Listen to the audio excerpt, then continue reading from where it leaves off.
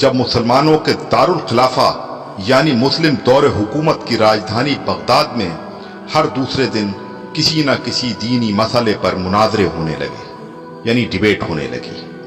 جلد ہی وہ وقت بھی آ گیا جب ایک ساتھ ایک ہی دن بغداد کے 4 الگ الگ چوراہوں پر الگ الگ مناظرے ہو رہے تھے۔ پہلا مناظرہ اس بات پر تھا کہ ایک وقت میں سوئی کی نوک پر کتنے فرشتے بیٹھ سکتے ہیں۔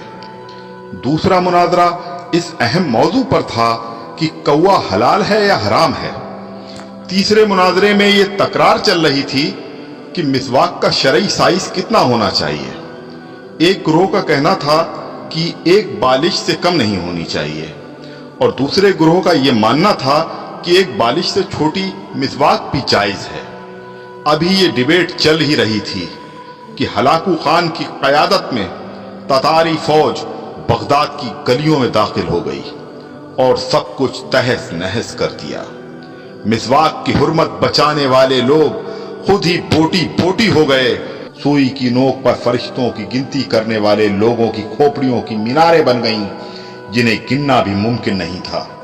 کوے کے گوشت پر بحث کرنے والوں کے مردہ جسموں کو کوے نوچ نوچ کر کھا رہے تھے۔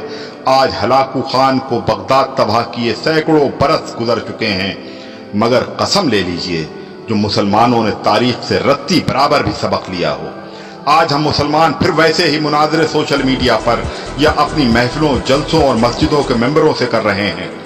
داڑھی کی لمبائی کتنی ہونی چاہیے، یا پھر پائجامے کی لمبائی ٹخنوں سے کتنا اوپر کتنا نیچے شرعی اعتبار سے ہونی چاہیے۔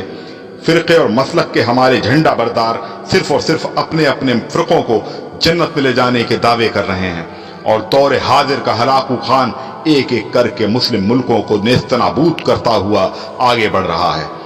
افغانستان، لیبیا، عراق کے بعد سیریائی بچوں کی کٹی پھٹی لاشوں کی گنتی کرنے والا کوئی نہیں ہے۔ بے گناہوں کی کھوپڑیوں کے مینار پھر بنائے جا رہے ہیں۔ آدم کی نسل کے نوجوانوں، بوڑھے بزرگوں کی لاشوں کو کوے نوچ نوچ کر کھا رہے ہیں، اور ہوا کی بیٹیاں اپنی عصمت بچانے کے لیے امت کی چادر کا کونا تلاش کر رہی ہیں۔